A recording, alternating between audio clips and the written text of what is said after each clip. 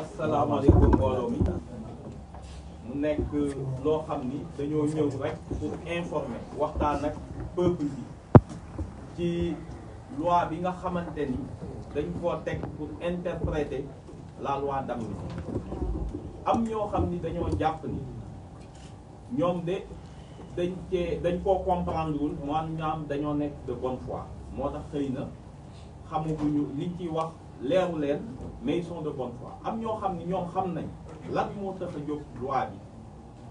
ñu xam lan mooy conséquence loi bi ñu ne xaaral ñu nasaxal sénégalais yi pour jéem a indi jiixi jaax ci ñoom lan moo xew. Sénégal dafa am lu mu dund entre 2021 ak 2024 fii ñëpp nekk fi ay témoins yàggul mu nekk loo xam ni ci histoire bu réew du loo xamante ni luy xew bis bu nekk la wala loo xam ni ñu ngi ñaan yàlla muy xew. ñu ne lii fi amoon kenn mënu ko effacer d'un trait de plume maanaam mënuñu ni amnistie bi dafa ñëw daal ni li xewoon xewul loolu du lu mën a nekk. ñu ne ni ñu bindee loi bi nga xam ni ñoom régime bi fi nekkoon ñooñu ko fi bàyyi lan moo indi coow ba nga xam ni waa Pastef ñoom mën nañ cee setal seen bopp dañoo ñëw ni dañuy def amnistie mooy ba nga demee ba ñu xamee ni pexe yañ doon def yëpp pour nasaxal Pastef échoué xam nañ ko échoué. ñu ne nag ñoom nañ leen tëgg ab loi boo xamante ni kat dinañ couvrir xëy na seeni arrière waaye bañ koy def ñun toxuñu woon ñun musuñoo tëx waa Pastef musuñoo tëx ay militants wu Pastef ak ñi nga xam ni ñoo doon le peuple sénégalais yi doon combattre ci moment yooyu toxuñu woon. ñu daal di ñëw ni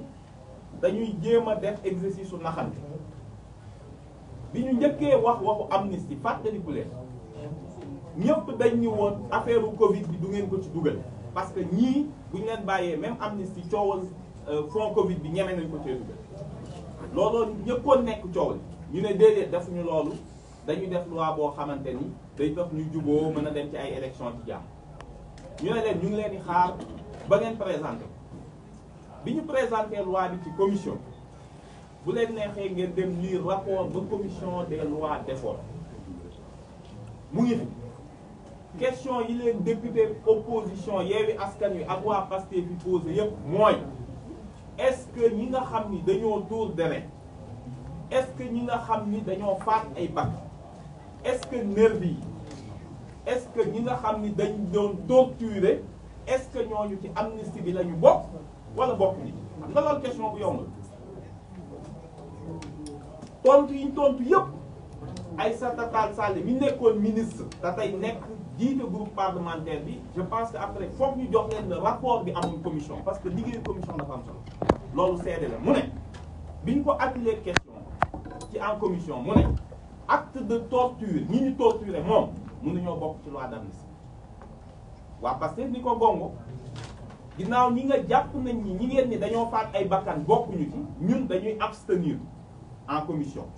duñu wax voté waaw duñu wax déet parce que lii leer plénière ba lay leer bi ñu ñëwee ba plénière nga jàpp ni yow boo nee loi bi léegi lii bokk ci léegi lii bokk ci buñ koy présenté da ngay bind li ci bokk ak li ci bokkul mais doo ko bind moo xam ne biñ la laajee ci biir pupitre nga taxaw ci assemblée biir hémicycle daal ni yéen a ko tey xam ngeen ni ñëpp ñoo ci bokk ñi ray ak ki doon taal pën ak ki doon sànni xeer ak ñëpp ñoo bokk ci loi d'amnistie bi maanaam amnistie bi dafay seetal ñëpp comme si def ñu dara waa Pastef ni leen waa kon ñi ñàkk seen bakkan nag ñooñu lan ngeen leen bëgg a def kon ñun bu ñu xamoon lii la te xamoon nañ ko moo tax mosuñu ko voté commission bii moom on vote contre ñun seen loi bi du ngeen ñu ci yóbbaat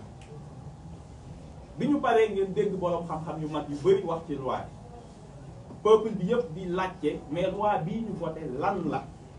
kan ak kan moo ci mën a bénéficier wu lii moo nekk question bi ñoom waa régime bële nee nañ loi bi daal dafa effacé lépp kenn deful dara ñun ñëpp ay sénégalais la bon ay nit ñàkk nañ seen bakkan mais jeex na amul problème bon jeex na nañ fàtte loolu la waa opposition bi di wax ñun ñu ne leen amnistie bi képp ku ci mës a faat bakkan képp ku mës a torturer képp ku def acte de barbarie mënoo cee bokk ku ko mën a def nag ginnaaw yéen da ngeen woote woon ni am na ay forces occultes yu dugg ci réew nit ñi gis ay nit yu yore pistolet yi yore ci biir manifestation xanaa loolu même bu dul dara war nañoo saytu ba xam ñooñu ñan lañ ak ku leen yebal parce que réew lañ boo xam ni France gilets jaunes yi manifesté nañ yàq seen dëkk bakkan tuuru fa mais réew moo xam ne ay nit añ fi te ñu ngi suñu biir ba tey ñu ngi suñu biir ba tey ñu gis ay vidéo ay nit yu yore ay ngànnaay ku leen ko jox ku leen yabal ku leen fay ku leen recruter ak armes yi fu mu jógee ak armes yi anam armes yi anamu ñu ne nag kaay leen ñu ubbiwaat ndax def nañ 1 an au pouvoir mbir yi kenn du ko bàyyi bu sedde noonu dañuy teg lépp sur la table ñu indi loi bi nii la ko taxoon na jóg au départ ci la ñuy yem loi bi interpréter une loi mooy doo ci yokk doo ci wàññi waaye da ngay leeral ginnaaw loi bee ni ñu ko tëggee woon mooy article 1 bi dafa ni lépp lu xew fii ci Sénégal ci février 2021 ba février 2024 muy loo xam ni dañ koy woowee crime mooy maanaam lu gën a garaaw loo xam ni buñ la ciy daan fukki at mooy lu gën a naw duñ la jox wala peine infraction correctionnelle se rapportant à des manifestations phrase boobu lañ ci yokk maanaam képp ku mën a taxaw ni rey naa nit waaye ba ma koy rey ci cadre manifestation la donte lee man du ma takk der man rëcc na loolu lañ bind ci loi toutes les infractions criminelles se rapportant à des manifestations ou ayant des motivations politiques wala yow boo mënee expliquer justifier ni rek li xew li nga def ci njombe politique moo taxoon da ngay mucc ñoom loolu ci loi bi la nekk bu ñun ñoo ko inventé de nit ñi dañu delluwaat ñu lire article 1 loi bi lan la wax loolu la wax ñun ñu ne loolu mënul nekk xam ngeen lan moo tax mënul nekk ndax Sénégal dafa signé ay convention internationale yoo xamante ni dafa ni ko notamment convention contre la torture ni ko yow kenn mënul amnistier ay actes de torture loolu mënul nekk bépp loi boo xam ni la Aïssata Tall Sall waxoon dangaa dugal nit ñi torturer ay nit ak ñi faat ay bakkan li ñuy wax les atteintes graves aux droits fondamentaux de l'homme loolu kenn mënu koo amnistier ñun ñoo ko signé muy déclaration universelle des droits de l'homme ñu dugal ko suñu constitution muy pacte international des droits civils et politiques ñu dugal ko suñu constitution ñu signé la convention contre la torture convention boobu lan la wax dafa ni ñi nga xam ne dañ doon torturer ay nit ak ku mën a doon torture graaw na graaw boo xam ni dañ koy def lu ñuy wax norme impérative wala ñu koy wax du jus cogens c'est-à-dire yéen ay groupe état mënoo leen a dajale ngeen signé convention pour déroger à ça ngeen yéen sax mënu leen ko bu ngeen dajaloo waxuma la nag yow sa biir loi nga bind ñi ñu torturer kenn du leen doon wala ñi nga xam ne dañoo faat ba kenn ñun nag ñu ne ginnaaw coolee ngi bëri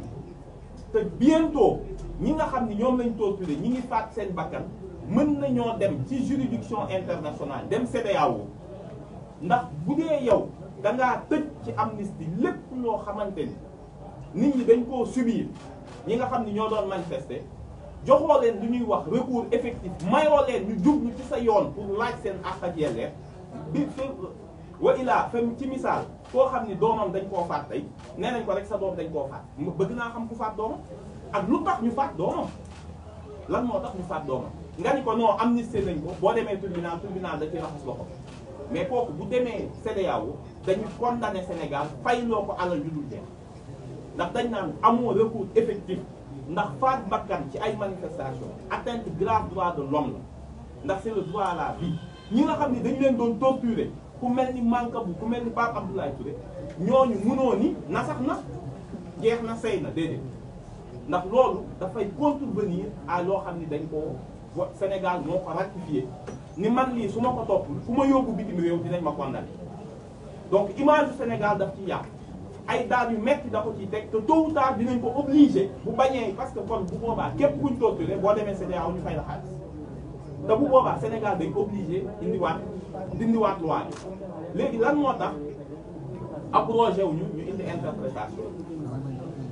xam nga ñoom ñi yëkkati abrogation xamuñu lu muy teg abrogé ci droit mooy nga effacer li ñëwagul abrogé ci droit mooy ki nga xamante ni jaaragul tribunal ki nga xamante ni justice musu koo woo kooku moom amnistie bi buñ ko dindi woon tey ñooñu lay concerné mais problème bi abrogation di jóge mooy ki nga xamante ni demoon na tribunal bu ngeen seetee ñëpp ñi toppoon manifestant passé bu ngeen demee ngeen lire archive tribunal kuñ ci condamné manifestation lañ la condamné manifestation interdite déggu leen kenn ñu condamné ko pour assassinat ndax daa rey déggu leen kenn ñu condamné ko ndax incendie volontaire ndax ñoom dañoo jekki-jekki jël jàpp bi def ko un kii politique di jàpp ay nit di jàpp ay nit di jàpp ay nit mais boo demee ci tribunal fu mu woo danaan kii dossier ndaa bi yéen da ngeen doon rafle c'était des rafles doon ay arrestation ay rafle ndax booy arrêté nit dafa am foo koy cëslaay rafle nag mooy yow képp ku niru manifestant xamoo def na xamoo deful yóbbu kuy dox ci mbedd mi niru la xale bu ndaw rek ndax xale yëpp ànd nañu passé képp ku nekk jeune liggéey na ba wàcc sol na tenir yóbbu leen loolu ay rafle lañ koy woo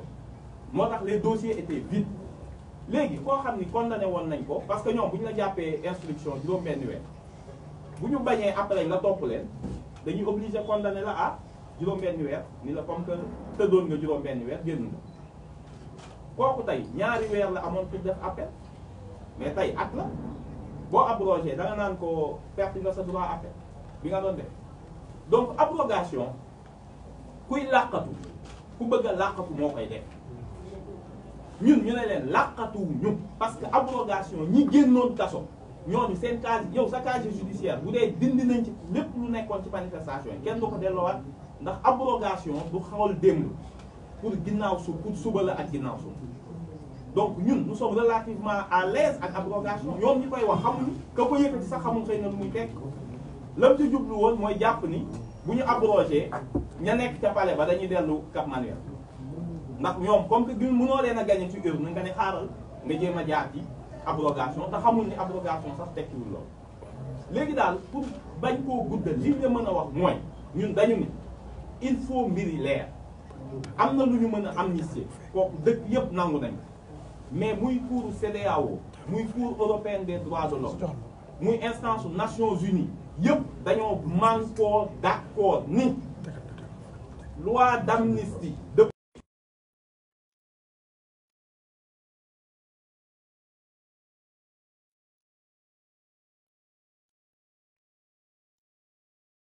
acte de torture, acte de barbarie, traitement inhumain et dégradant, utiliser ay nervis yu yor ay armes nee nañ loolu amnistie mënu koo couvrir ñun ñu ñëw leeral texte bi ni comme que ñoom liñ ko bindee leerul boo leen laajee ci seen borom xam-xam yu mag yi dañ naan la ñëpp la concerné ñun ñu ne leen déedéet Sénégal mënta signé ab convention loi bi ñëw di contraire ak convention bi mënul nekk bu convention bi ne torture kenn mënu ko amnistier ñoom ñu ne ci loi bi seen dégg-dégg mooy mën nañ ko amnistier y aura un problème pour le Sénégal ñu ne dañu teg lépp sur la table ci sànni xeer ak yooyu waxuñu ko mais képp ku tuur bakkan après dinañ leen jox kàddu boo gisee du ñu def rek déclaration génn dem ngeen poser question bu leen neex ngeen xool ndax ñun daa am lu ñuy nëbb wala déet liñ bëgg mu leer mooy ku taxaw ni buñ ne dañuy seet kan moo rey nga ni kenn du ko seet kan moo torturé nga ni kenn du ko seet kan moo utiliser nervi fay ko jox ko xaalis armé ko nga ni kenn du ko seet dinañ xam ñooñu ak ñun kan moo doon utiliser nervi kan moo doon rey léegi mbir mi leer nañ bàyyi yëpp justice xool ci ñun ak ñoom force occulte yi fuñ bokk fuñ jóge ku leen fi dugal te léegi anañu leeral boobu moo tax loi interprétation bi jóg ni ku toog jàpp ni defoon nga ay njombe démb yu garaaw que amnistie bi muccal na la juum mu nga nekk manifestant woo nga nekk ca nguur ga ba ñëpp la ñuy teg sur la table li ñuy amnistier mooy les actes politiques droit de manifester constitution moo ko wax droit wu rey amul ci constitution mën ngaa manifester nu la neex waaye droit wu rey amul bakkan kenn du ko weccoog ki nga xam ni da nga ni daa toj vitre oto mën nga koo gam-gam leeg teg ko ci balance ak ci faat bakkan. droit à la mort amul kenn mus koo gis ci constitution. donc nag ñoom loolu lañ bëgg ni ñun dañoo bëgg a nëbb suñuy nit dañ leen a bëgg a protéger manifestant loo koy protéger dama doon sànni xeer taal pëna kooku loo koy bokkul ak ñi nga xam ni ñan ñoo faat. donc dañoo jéem a lëndëmal askan wi parce que xam nañ ni dinañ leen woo ñu wax Sénégal dafa am yu garaaw yu fi xew te foog ñu bàyyi ñun nit ñu ñuul dañoo jàpp ni réewum tubaab bu manifestation amee benn moor am ci ministre ba de l'intérieur ca ngoon sa day démission chef de la police démission fii nag mën ngaa rey 80 personnes dara du la ci fekk dañ lay defal promotion ñu ne ñun dañoo bëgg pour ëllëg parce que loolu aussi moo tax a jóg loi bi bu ñu xamul vérité bu ñu xamul lan moo xew day répété wu waat ndax manifester rek nit ñàkk bakkanam dafa yàgg ci Sénégal xam nga lu tax parce que mosuñu toog càmbar ko bu ñu xamee ndax ñenn ci takk der yi xam dañoo war a defaraat seen formation former leen ci droits humains ñu xam ko ñoom dañoo bëgg a boole takk der yi mat nañ 30 000 bu ñu nee 80 morts bu am 86 morts mooy takk der yëpp defuñ dara. ñun ni ñuy manifester ñoom noonu lañ amee droit empêcher ñu manifester parce que ordre lañ leen jox ñu problème bi du ñu nag ñoom problème bi mooy les commanditaires politiques d'actes délictueux ñooñu la ñuy wëri ak fu ñu mën a doon suñu chaîne bi lañ bëgg a defar mooy bu takk der yi formation boo xam ne kuy demati gis nañ ñoo xam ne dañoo faat ñu bëri procureur bi mu ñëwee lu mu wax suul leen ñu ne ko ah déet defoo autopsie de bal moo ko faat xanaa di nga def autopsie bala ñu koo suul mais mu ne suul leen autopsie amul kooku bëgg na xamul ko rey duñ ko woo ni ko yow lu tax diw ak diw ak diw biñ faatoo ubbi woo information judiciaire lu tax waxoo ñu enquête lu tax defoo autopsie nga dinañ ko suul foo ko teg lan moo tax te fii boo fi reyee fukki xar sax ci bal boo moytul bu ñëwee dinañ ko autopsie xool fu bal yi jóge kooku benn la ñu ne mais même force de l'ordre booy def manifestation jox la arme il faut ñu xam ku ne arme sox biñ la jox arme biñ la jox bal biñ la jox ak kan lañ ko jox ba bu problème amee ñu xam fan la jóge yooyu c'est des basiques te loolu bu ñu dindee loi bi su continuer loolu lépp duñ ko xam donc ëllëg bu manifestation amee boo moytuwul les pratiques yi ñu leen jàng te defaluñ seen formation ay bakkan dina tuurwaat ñu ne dañoo bëgg définitivement pacifier le champ politique kenn mënul dalal Sénégal ci politique lu dul ku nekk xam ni ñun ñi nekk ci nguur daf ñuy impacté su ay manifestation amee ñu fay ay nit ay nervi ñu dal ci kaw population bi ñun ñii xam nañ ni bu suñu régime jeexee dinañ dal suñu kaw loolu foog mu leer ci bopp politicien ba kenn dootul utiliser ci nervi ku utiliser aussi violence bay faat bakkan ngay manifestant ngay loo doon war ngaa xam ni yoon mënu la protéger parce que buñ la protéger bu sa régime jeexee tamit di ngeen tëdd donc liñ ci jublu mooy li xewoon Sénégal dootul xew mais pour que dootul xew ñu baale ñun ñëpp il faut nga xam y a des obligations de procédure il faut ñu investiguer il faut ñu juger il faut ñu sanctionner il faut ñu réparer après nga soog a baale parce que ki nga xam ne xam na li faat doomam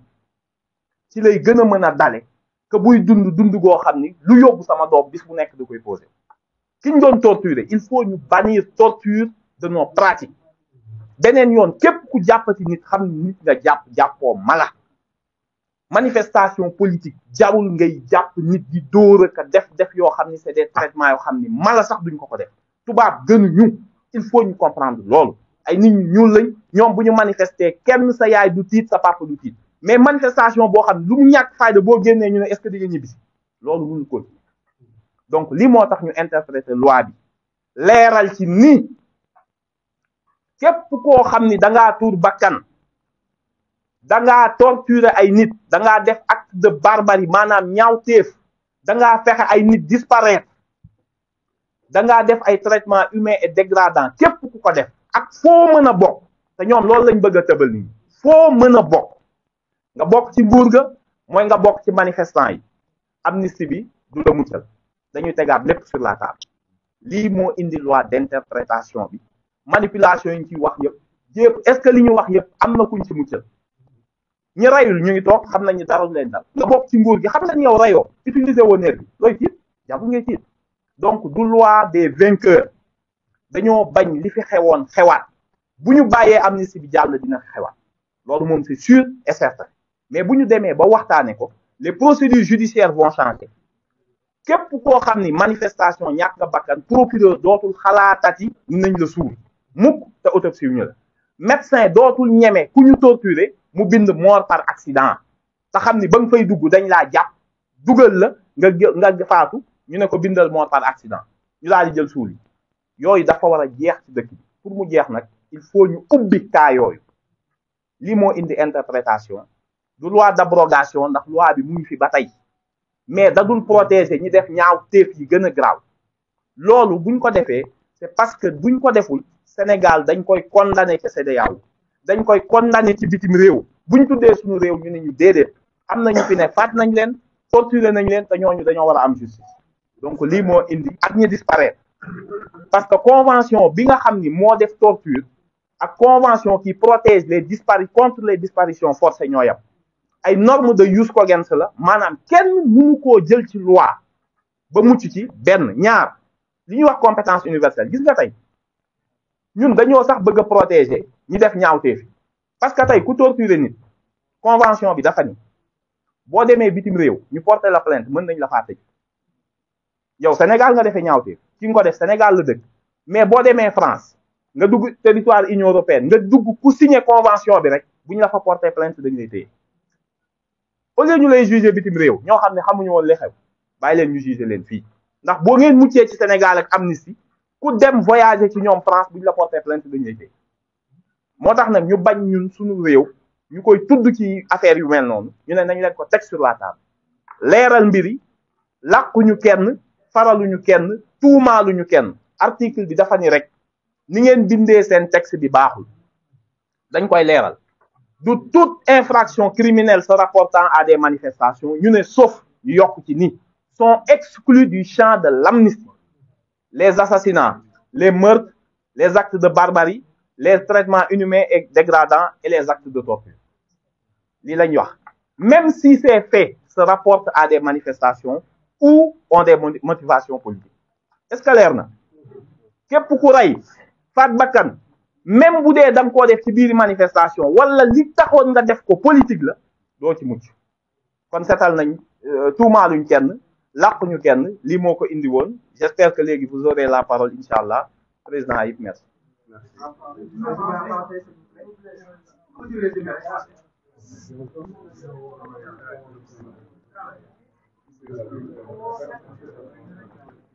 Bon. On prend les questions. Bâle 2 minutes. J'essaie de...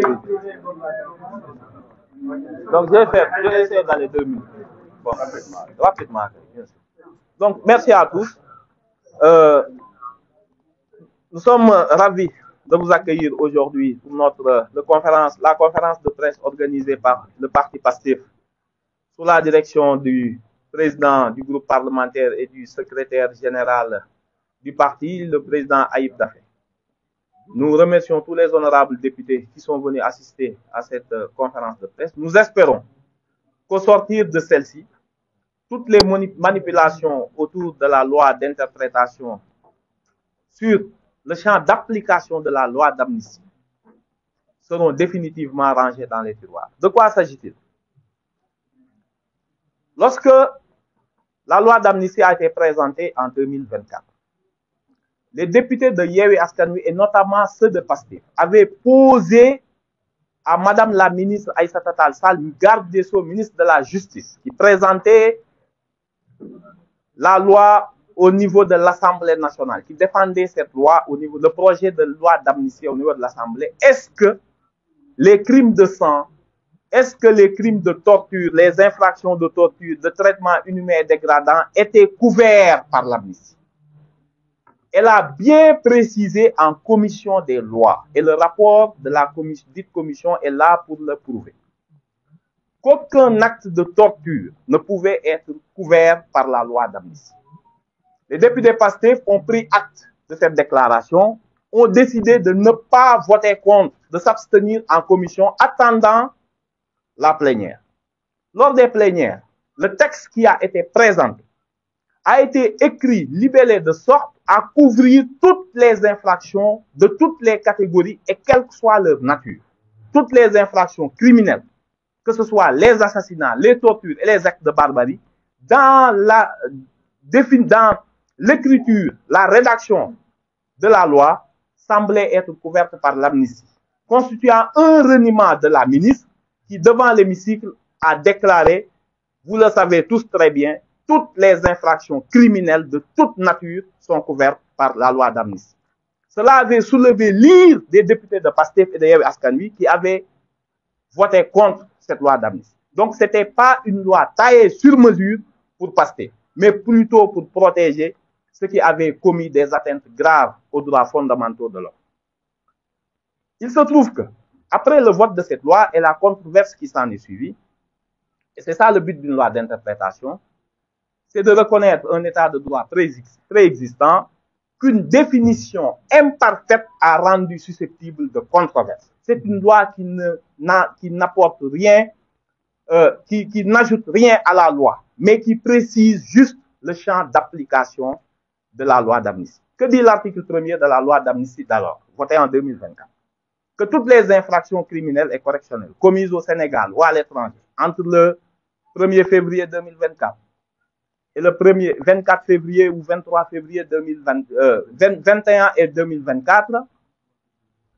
se rapportant à des manifestations ou ayant des motivations politiques, seraient couvertes par l'amnistie. C'est une formule ambiguë. Que signifie une infraction qui se rapporte à une manifestation? Dès lors qu'il peut être établi qu'il y a un lien, même minime, entre l'infraction d'assassinat, de meurtre, de torture, avec une manifestation politique, ou que l'auteur de ces infractions puisse justifier celle-ci par des motivations politiques, il peut bénéficier de l'amnistie, créant un vaste champ d'impunité des auteurs de ces crimes odieux. Il se trouve par ailleurs que le Sénégal a souscrit, ratifié des engagements internationaux, divers instruments internationaux, que ce soit la Déclaration universelle des droits de l'homme, le Pacte international des droits civils et politiques, la Convention contre la torture et les traitements inhumains et dégradants, au terme desquels les actes de torture, les atteintes graves aux droits fondamentaux de l'homme, notamment le droit à la vie, ne sauraient être couvertes par quelque loi d'amnistie. Et ça a été corroboré par toute la jurisprudence antérieure, que ce soit au niveau de la CEDEAO, que ce soit au niveau de la Cour européenne des droits de l'homme et de la Cour interaméricaine des droits de l'homme. De façon constante et concordante, ces juges africains, européens et américains ont décidé souverainement, aidés en cela par l'interprétation faite par les instances des Nations Unies, qu'aucun acte de torture, qu'aucune atteinte grave aux droits fondamentaux de l'homme ne saurait être couverte par l'amnistie. Autrement, cela engage la responsabilité internationale de l'État en question. Le pouvoir législatif ne dispose plus d'un pouvoir illimité d'amnistier toutes les catégories d'infractions, même à la suite d'un conflit armé, même à la suite d'un processus de réconciliation nationale. L'amnistie n'est pas l'impunité pour certains crimes graves qui sont des atteintes à l'humanité, que ce que l'humanité considère comme des actes de barbarie, comme des actes graves. Voilà la raison pour laquelle, pour éviter que le Sénégal ne voit sa responsabilité engagée au niveau des juridictions internationales, pour absence de recours effectif pour les victimes qui souhaiteraient, victimes d'actes de torture, d'assassinat ou de meurtre, ou leur ayant droit, qu'ils puissent saisir les tribunaux sénégalais, auquel cas on leur objecterait la loi d'amnistie comme limite à leur recours. Pour faire pallier à cette absence éventuelle de recours effectif, le groupe parlementaire de PASTEF a décidé de clarifier le champ d'application de l'amnistie pour y exclure notamment toutes les infractions criminelles ou correctionnelles qui seront qualifiées de torture, d'actes de barbarie, de meurtre, d'assassinat, de disparition de personnes, forcée de personnes et d'utilisation de nervis armés. Le but de tout ceci n'est pas une chasse aux sorcières, une justice des vainqueurs. Il n'est pas normal que dans un pays démocratique comme le Sénégal, que pour chaque manifestation, que des citoyens, notamment très jeunes, puissent perdre la vie. La politique n'est pas un permis de tuer. On peut contester politiquement, quelle que soit la violence de la contestation politique, l'État doit avoir la réserve nécessaire et les instruments nécessaires pour ne pas prendre la vie. La Constitution ne donne pas un droit de mort, un permis de tuer. Pour que ça ne se reproduise plus et pour que les victimes puissent avoir l'apaisement nécessaire à leur reconstruction et à leur deuil, il a paru nécessaire de rouvrir ces cas qui risquaient d'être emportés par le silence de l'amnistie. Tous les cas, tous les assassinats, tous les meurtres seront exhumés. On saura qui a tué qui a utilisé des forces irrégulières, qui les a armés, qui les a financés et dans quel but. C'est ce devoir de vérité que l'on doit non seulement aux victimes, mais aussi à la garantie de non-répétition de ces crimes que le groupe PASTEF a décidé de tout mettre sur la table. Tous les auteurs d'assassinats, de torture et de meurtre, quel que soit le bord politique qui l'appartient, qu'ils soient de l'opposition, d'antan, nous, les manifestants, qu'ils soient du pouvoir, s'ils ont commis des actes de torture, de meurtre et d'assassinat, ces gens-là ne seront jamais couverts par l'amnistie. Ça permet aux victimes d'avoir un recours effectif ici, au niveau national. Autrement, ces auteurs risquent d'être poursuivis à l'étranger parce que les conventions créent ce qu'on appelle une compétence universelle des États. Chaque État a le droit de poursuivre un auteur de torture, même si les actes de torture n'ont pas été commis sur son territoire. C'est ce qu'on appelle la compétence universelle. Étant donné qu'une loi ne peut pas déroger à des normes impératives de droit international, qu'on appelle les normes de jus cogens, nous avons voulu éviter au Sénégal qu'il engage sa responsabilité internationale en ne permettant pas, en ne donnant pas aux victimes un recours effectif au niveau local. Le but de cette loi, encore une fois, c'est d'interpréter le champ d'application de l'amnistie pour y exclure les actes de barbarie, les meurtres, les assassinats, les disparitions forcées. Je pense que c'est suffisamment clair. Bien entendu, certains ont dit, pourquoi vous n'avez pas abrogé purement et simplement? Ils confondent les notions. L'abrogation n'a d'effet que pour l'avenir. Ceux qui en ont bénéficié conservent définitivement leurs droits acquis. Ce n'est pas le but. Si on voulait échapper, nous, vraiment à des poursuites, on allait faire l'abrogation. Parce que quasiment tous les manifestants sont aujourd'hui dehors. Voilà le sens de cette loi interprétative, c'est de poser le débat sur le champ d'application de l'amnistie pour y déceler, pour y affirmer, pour renseigner sur les cas d'exclusion, les infractions qui ne sont pas couvertes par l'amnistie, pour qu'on puisse rechercher leurs auteurs, pour qu'on puisse les sanctionner, pour qu'on puisse... Autre chose, une des failles de cette loi d'amnistie, c'est de ne pas avoir prévu l'indemnisation des victimes. Ce qui est une hérésie. Toute loi d'amnistie, et ça c'est la jurisprudence de la CEDEAO qui le dit, qui ne prévoit pas l'indemnisation des victimes est présumée nulle. Ça a été dit en commission des lois qu'il y aurait une commission d'indemnisation, mais on ne le trouve pas dans le dispositif du texte. Et cette loi interprétative vient aussi dire qu'à côté des tiers, des droits des tiers,